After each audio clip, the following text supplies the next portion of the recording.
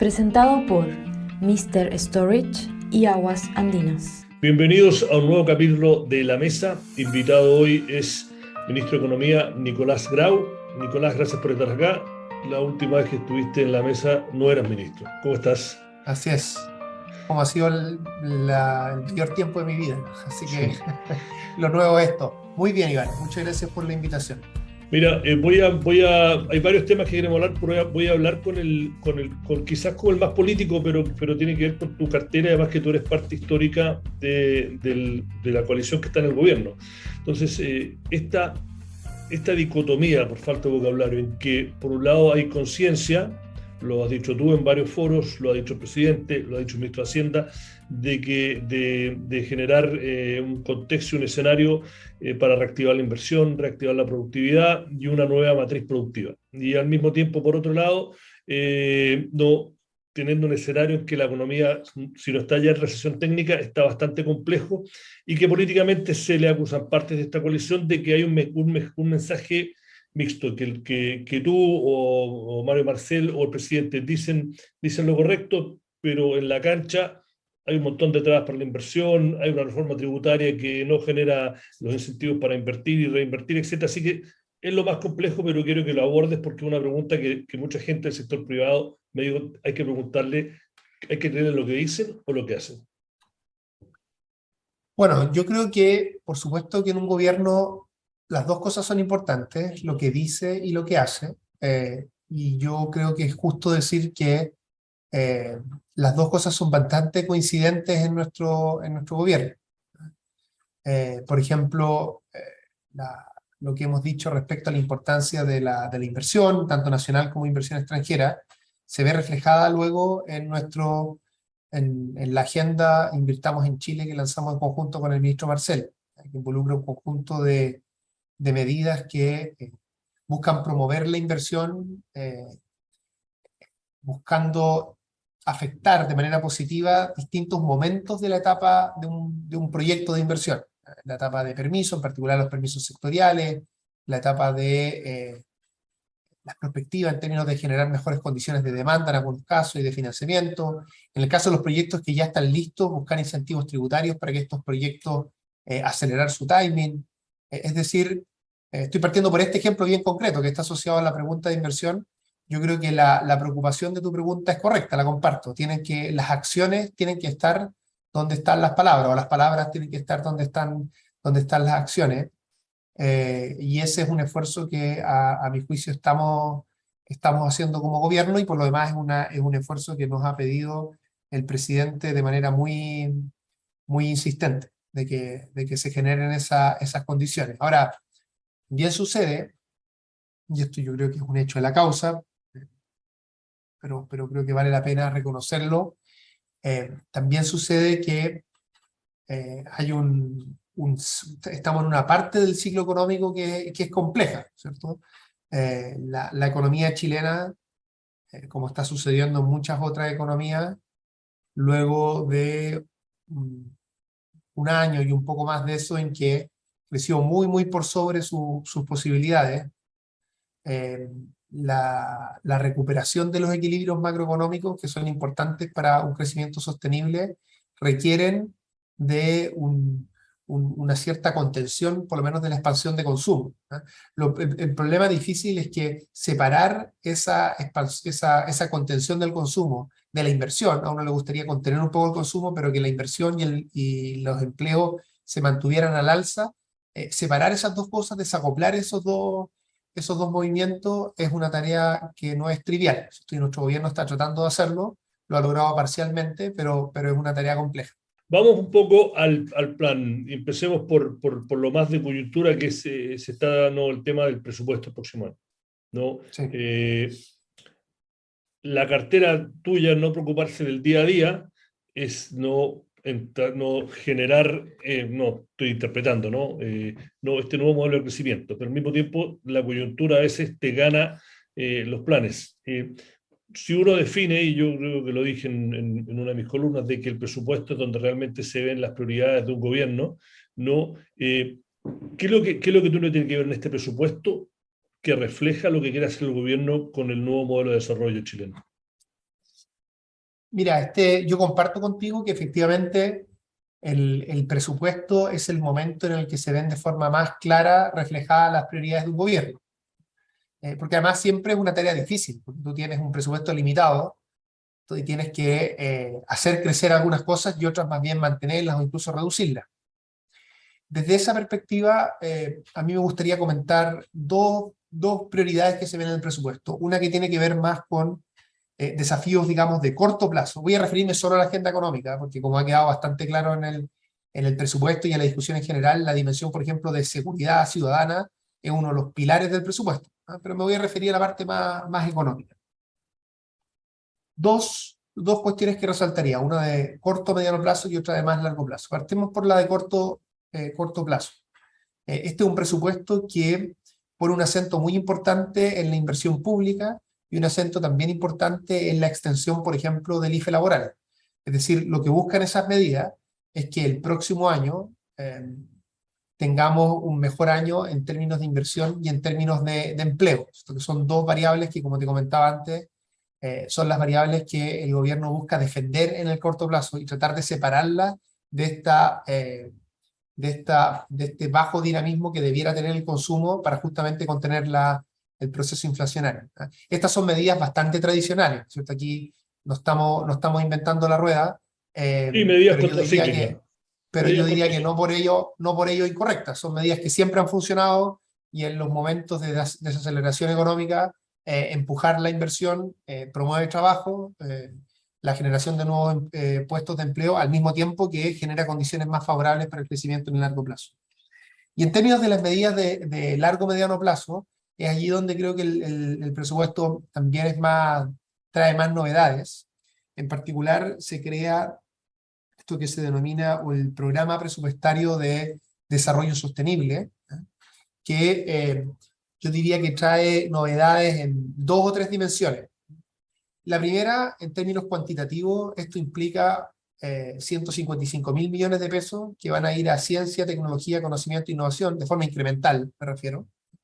Esto implica más o menos un aumento de cerca del 15%, 13, 14% de lo que el Estado gasta en ciencia, tecnología, conocimiento e innovación, que es lo que gasta a través de distintos ministerios. Este no es el presupuesto del Ministerio de Ciencia o el presupuesto del Ministerio de Economía, sino que uno puede contabilizar cuánto en cada uno de los ministerios se gasta para ponerlo de forma más breve, en conocimiento, ¿cierto? En la expansión del conocimiento orientado a cierto objetivo. Entonces, primero hay un tema cuantitativo, y que no es menor. Desde el primer gobierno de la presidenta Bachelet, que no había un aumento de este ámbito de presupuesto, ¿no? De ese nivel, ¿no? de 13%. Hay años incluso en los que se ha disminuido ese presupuesto.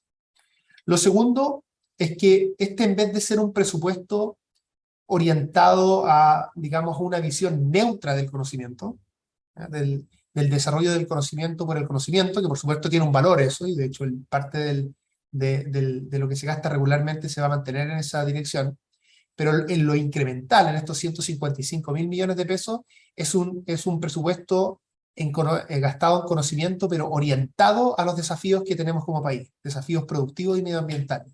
¿Ah? Y son tres desafíos los que están aquí presentes. Descarbonización justa, ¿no? La idea de avanzar la carbono neutralidad, cuidando, digamos, los costos y beneficios de ese proceso que sean equilibrados en la población. Lo segundo, el proceso de adaptabilidad, que también está muy marcado por lo de crisis climática, ¿no? Y lo tercero, un proceso de diversificación productiva. Es decir, orientar el conocimiento, el gasto en conocimiento en estas distintas dimensiones. Esto tiene ejemplos concretos. Por ejemplo, en descarbonización justa estamos hablando de adaptar camiones a hidrógeno, camiones grandes, digamos, a hidrógeno verde, formación de capital humano especializado en energía renovable. Es decir, aumentar el conocimiento orientado a las grandes oportunidades que tenemos como país para efectos de afrontar los desafíos asociados a la crisis climática al mismo tiempo que tenemos dinamismo económico.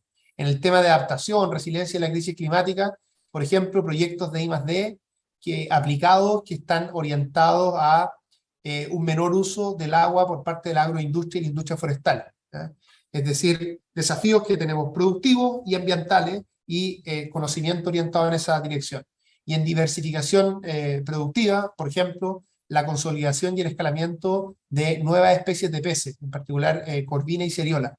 Es decir, tratar de ir diversificando nuestra matriz productiva de manera tal de que podamos ir sumando nuevos productos a la canasta exportadora chilena, algo que no hacemos hace mucho tiempo en el país. Entonces, esos dos aspectos de este nuevo programa presupuestario me gustaría resaltar, que es cuantitativamente relevante, el salto más grande en más de 10 años, y segundo, que es conocimiento orientado a objetivos que tenemos como país. Y esto además tiene una expresión más bien de organización institucional en el Estado, y se refleja en que esto no lo maneja un ministerio, o es plata para un ministerio en particular, sino que es plata orientada en estos tres objetivos y que se operacionaliza a través del Ministerio de Economía, el Ministerio de Ciencia, el Ministerio de Medio Ambiente, el Ministerio de Energía y también con la participación de Corfo.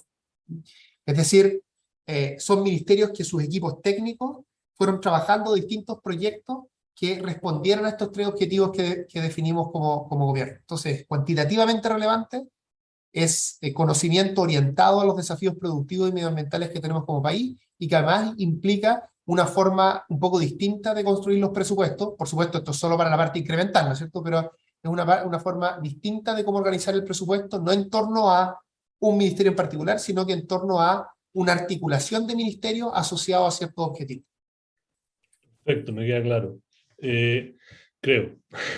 Pero vamos a lo que es lo importante, lo accesorio, lo urgente versus lo aspiracional. Ustedes, como digo, tienen que al mismo tiempo de manejar lo diario y la coyuntura compleja con este tipo de proyecto, iniciativa que recién mencionaste. No, hay dos cosas que eran parte del programa que han recibido bastante atención en las últimas semanas y no meses, que es, uno, este banco de desarrollo, que si entiendo correctamente caería bajo, ¿no?, la supervisión del Ministerio de Economía, si no me equivoco.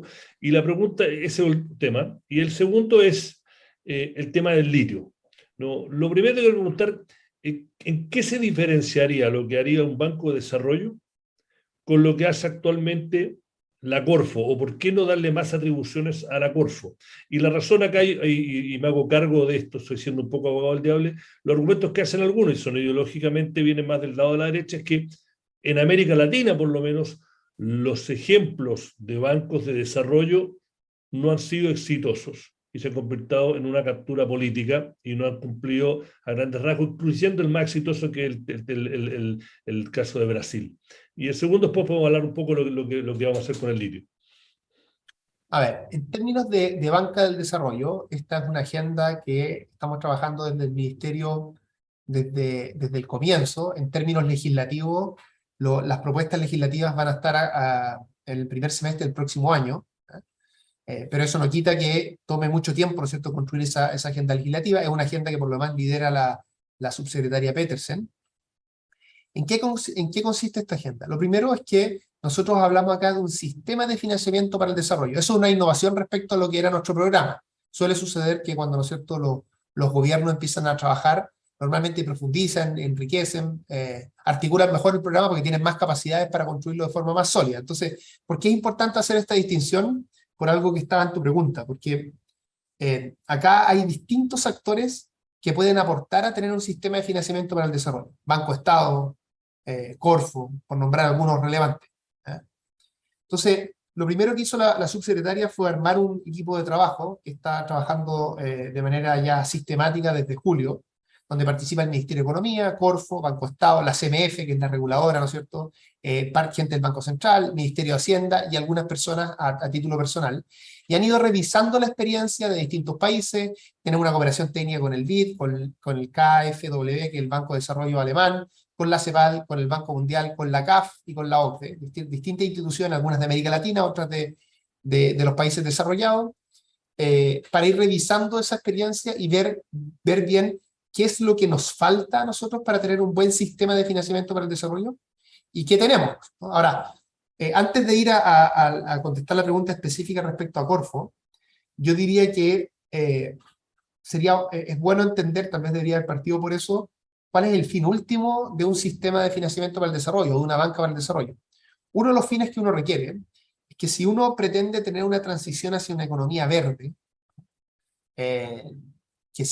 que nos permita llegar a esta meta de carbono neutralidad que teníamos como país y que viene no de este gobierno, sino incluso del gobierno anterior, uno necesita mucha inversión, a diferencia de lo que creen algunas personas. Hacer esa transición de ciertas formas de producir y de ciertos sectores en particular a otros sectores que son compatibles con la carbono neutralidad requiere mucha inversión.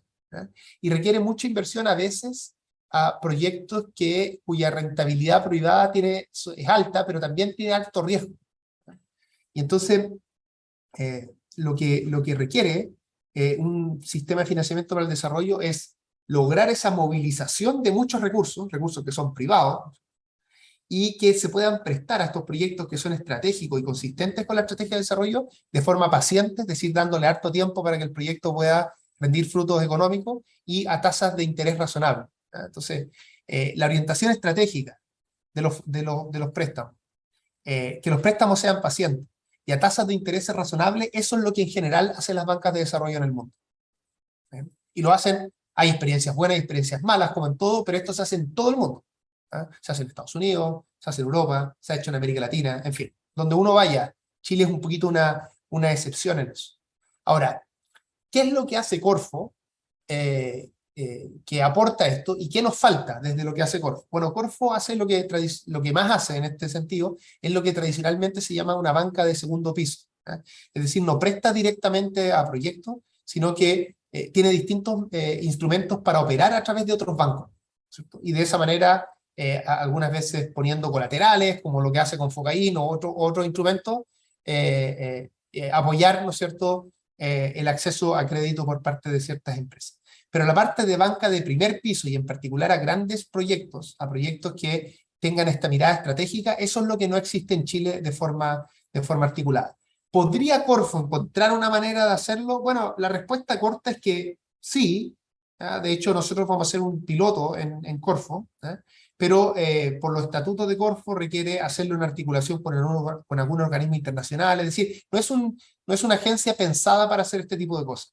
Pero lo que nosotros vamos a hacer, justamente porque aquí no hay que ni improvisar, ni tampoco hacer saltos al vacío, lo que nosotros vamos a hacer en este caso es que al mismo tiempo que este equipo que dirige la subsecretaria Petersen está trabajando sobre un cierto diseño institucional que contemple esta banca de desarrollo junto con el fortalecimiento del resto del sistema de financiamiento para el desarrollo, vamos a hacer, a partir de lo que nos permite Corfo, vamos a hacer una banca de desarrollo piloto en Corfo, que va a ser a una escala menor, en términos de los montos que va a involucrar, pero va a ir desarrollando, pero va a ser un préstamo, una banca de primer piso, y va a ir prestando, y de esa manera va a ir aprendiendo cómo hacer este proceso.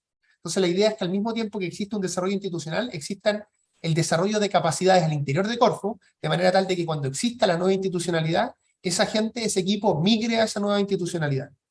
Y no partamos de la nada, sino que partamos de un trabajo concreto y de un aprendizaje colectivo. Entonces, en resumen, más que solo centrarse en la banca de desarrollo, que va a existir, es parte de nuestro programa, una de las cosas que hicimos fue enriquecer esa aproximación y pensar en un sistema de financiamiento para el desarrollo donde Banco Estado, Corfo y otras instituciones van a tener un rol, y además va a existir este banco de desarrollo que va a tener más bien un rol de banca verde, es decir, un banco orientado a proyectos importantes, de tamaños relevantes, que nos permitan hacer esa transición verde y que haga préstamos de primer piso, de banca de primer piso, y vamos a avanzar institucionalmente en esa dirección, a partir de este equipo que lidera la subsecretaria, y vamos a avanzar en aprendizaje y en conocimiento, ¿no es cierto?, desde Corfo para generar los equipos que después puedan ser parte de esa banca. Déjame hacer una pregunta antes de entrar lo del litio. Sí. Tu caso específico. Yo soy presidente de Banco Estado, gerente general, y a mí, más allá de tener un rol cívico y político, tengo un rol también que tengo que ganar plata. Y digo, ¿por qué hay este enorme proyecto, es riesgoso, pero un buen proyecto para desarrollar energía solar en Iquique? ¿Y por qué yo voy a estar, entre comillas, compitiendo con el Banco de Desarrollo para llevarme el negocio? ¿O el Banco de Desarrollo se va a llevar solo los más riesgosos que no generan tanta utilidad? O sea, ¿cómo hacemos esa diferencia? ¿Me entiendes? Lo que pasa es que, bueno, esto, te insisto, no es, si Chile fuera el primer país que está haciendo esto, tal vez eso sería más difícil, pero déjame darte ejemplos concretos. El banco, lo que uno llamaría el Banco de Desarrollo Europeo, que tiene otro nombre, pero ellos prestan a las mismas empresas que vienen a invertir en Chile para efectos del hidrógeno verde. ¿Y por qué? Porque el Banco de Desarrollo Europeo, que insisto, tiene otro nombre, pero el Banco de Desarrollo Europeo, que depende de la Unión Europea, ¿no es cierto?, es un banco que responde a los objetivos que define la Unión Europea, y la Unión Europea les ha dicho que la carbono neutralidad es central. Entonces ellos están dispuestos a hacer una inversión que tal vez tiene un riesgo importante, pero que sabemos que es necesaria. Sabemos que es indispensable para el mundo avanzar en el hidrógeno verde, así como es indispensable avanzar en otras industrias. Entonces, esos grandes proyectos que implican cierta incertidumbre, puede ser que la banca privada no esté dispuesta a abordarlo, o traduzca esos riesgos en tasas de intereses muy altas que incluso pueden ser prohibitivas. Entonces, en el fondo las bancas de desarrollo son las que permiten hacer esas grandes apuestas. ¿Cómo nos aseguramos de que la institucionalidad de esta nueva no se, entre comillas, se politice y que terminen no prestándole plata a proyectos de amigos?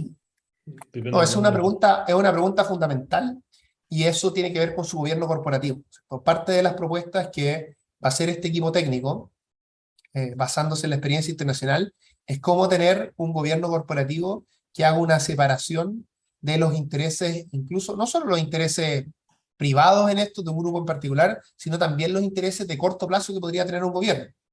Aquí la idea es que esta banca ponga el acento en los grandes objetivos que tiene el país, que son amplios, de bastante consenso. Por ejemplo, toda la estrategia de carbono neutralidad es una estrategia que la generó el gobierno anterior, que es parte de la estrategia climática a largo plazo. Esa estrategia climática a largo plazo, nosotros como gobierno terminamos por aprobar en un proyecto que había partido antes, que es la Ley Marco de Cambio Climático, que especifica que esa estrategia de carbono neutralidad de aquí al 2050 es obligatoria para el Estado y para los gobiernos en particular. Entonces, esas visiones de largo plazo son las que tienen que definir esas prioridades de una banca de desarrollo. La forma concreta en que se hace esto, se asegura ese gobierno corporativo, que sea técnico, profesional y que además actúe de acuerdo a estos objetivos de largo plazo, es una cuestión que tenemos que nosotros presentar más adelante, y es parte, digamos, crucial del diseño que está trabajando este equipo técnico. Vámonos del litio. ¿Qué vamos a hacer con el litio? Bueno, yo diría que, a ver, lo primero que tengo que señalar acá es que la propuesta, digamos, final de la estrategia final del litio por parte del gobierno no la hemos comunicado todavía públicamente, por lo tanto yo no puedo hacerlo, no me corresponde a mí, yo no soy el ministerio que lidera esa agenda, pero sí puedo decir algunas cosas que me parecen importantes señalar. Lo primero, objetivos de esto. Yo creo que hay dos objetivos bien importantes en el tema del litio.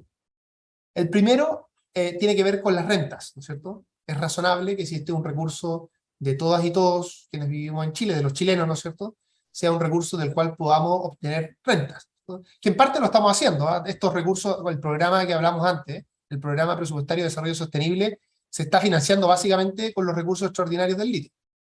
Bueno, yo voy a hacer un dato que probablemente tú lo manejas. A mí me sorprendió, sí. 1.5% del PBI va a ser el aporte a las arcas fiscales de SQM este año.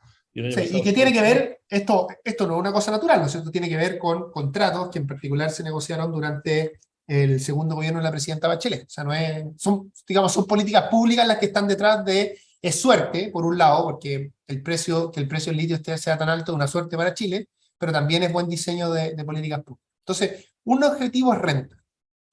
Y el otro objetivo es el desarrollo de una industria en torno a esto, las transferencias tecnológicas, en el fondo, que se desarrollen encadenamientos productivos en torno al litio. Es decir, que aprovechemos esta gran oportunidad que tenemos de los recursos naturales, porque yo soy de los que cree que cuando uno tiene recursos naturales de este tipo no son un problema, sino que son una oportunidad, ¿no es cierto?, para desarrollar economías más complejas, agregando más valor, en fin. Esos son los dos grandes objetivos que debe buscar una agenda del litio, ¿cierto? Si me permite resumirlo, transferencia tecnológica por un lado, desarrollo tecnológico, agregación de valor y rentas para todos los desafíos sociales, productivos, regionales que tenemos como país. Ahora, luego de eso hay instrumentos que el gobierno ha señalado que va a utilizar en esa dirección. El gobierno ha señalado que va a existir una empresa nacional del litio, eso va a existir. Va a ser parte de nuestra estrategia, que es muy probable que sea en una muy buena articulación público-privada, es decir, no va a ser el único actor, va a ser un actor más, pero un actor relevante. Y lo otro que yo diría para efectos de entender cuál debiese ser, digamos, la trayectoria que nosotros sigamos como país en términos de las políticas públicas asociadas al litio, yo diría que lo mejor que existe hasta ahora, que es desde lo cual nosotros tenemos que construir nuestra estrategia y es lo que estamos trabajando, es un informe que hizo una comisión que se creó de nuevo, en el segundo gobierno de la presidenta Bachelet, en que se abordaron todos estos temas, y que se hablaba de una empresa nacional, de una empresa estatal, que se hablaba de estos desafíos que estoy comentando antes, y fue un espacio bastante transversal, diría yo. Así que yo tengo bastante esperanza de que podamos construir una agenda de bastante consenso en torno a esta tremenda oportunidad que significa y que ya está significando para el país en cuanto al litio. Yo sé que nos estamos pasando el tiempo y yo prometo que son siempre 22 minutos, pero con ese tema, los tiempos, no, como dices tú, puede que, no, que en un año se invente un reemplazo del litio, o que se invente una batería eléctrica que no necesita tanto litio, o en 5, o en 3. Todo esto que suena realmente que debe haber espacio para crear una agenda que genere bastante consenso y transversal y que, entre comillas, no se politiza. ¿Cómo van los tiempos para acelerar esto? Para que Sí. empiece a Bueno, operar ya la... ojo, lo primero que yo diría relacionado con antes es que, de nuevo, esto no es una agenda que surge de la nada, ¿no es cierto? Es importante que, por ejemplo, tomemos como punto de partida ese informe, ese documento que ya existió y que tuvo propuestas concretas, que algunas, o sea, que todas son consistentes con lo que acabo de señalar anteriormente. Yo diría que lo razonable, ¿no es cierto?, más allá de dar un plazo específico, pero es razonable que nosotros como gobierno presentemos nuestra estrategia durante este año. Eso es lo que a mí me parece razonable en términos de los tiempos. Probablemente esa estrategia no va a ser completa, no va a tener todos los temas resueltos, aquí hay muchos detalles, por supuesto hay que respetar los contratos que existen actualmente, eso es parte, ¿no es cierto?, de la solidez jurídica e institucional de un gobierno, y eso se tiene que mantener, ¿no es cierto? Entonces, todos esos distintos elementos le agregan cierta dificultad, pero considero razonable que como gobierno podamos presentar digamos, por lo menos una parte de nuestra estrategia durante este año. La última pregunta, que se la hago casi siempre a los invitados y a ti por ser ministro de Economía, la conversación ahora o el debate tanto en el Banco Central, Hacienda y los economistas privados es no si es que vamos a tener una recesión el próximo año, sino que cuán profunda y cuán larga. Tú como Ministerio de Economía, como gobierno, ¿dónde van a apuntar a tratar de que sea más corta y menos profunda de lo que algunos proyectan? O sea, ¿dónde va a estar el apoyo a los más vulnerables? ¿Dónde creen que ustedes que puede hacer la diferencia? Tú mencionaste apoyo al empleo y a la inversión, pero en el corto plazo en cosas más concretas. ¿Dónde ven ustedes que hay una oportunidad? Bueno, lo primero es que a nosotros obviamente no nos corresponde hacer proyecciones, nosotros lo que hacemos es que actuamos sobre las proyecciones que existen, y la proyección que yo considero más razonable y más confiable es la del Banco Central, probablemente por distintas razones, por su solidez institucional, por el staff que tiene, en fin. Esas proyecciones efectivamente no son positivas para el próximo año, pero son esas proyecciones las que estuvieron detrás de nuestro plan Invirtamos en Chile. Y nuestro objetivo justamente en ese plan es tratar de revertir parte de los malos pronósticos que están expresados en esas proyecciones del Banco Central. Y yo diría que es bastante claro que nuestro programa va a ser una mezcla de, como hablábamos antes, de políticas pro inversión, que tienen que ver con toda esta agenda Invertamos en Chile, que es principalmente una agenda que moviliza inversión privada. Por ejemplo, este tax credit que trae la propuesta, que son una bolsa de $500 millones, que pueden deducir las empresas de su pago de primera categoría, sobre la base de desarrollar proyectos durante el 2023, es decir, que empiecen a invertir durante el 2023 y que sean atractivos desde el punto de vista de su efecto multiplicador y también atractivos desde el punto de vista de su dimensión más verde, ¿no es cierto?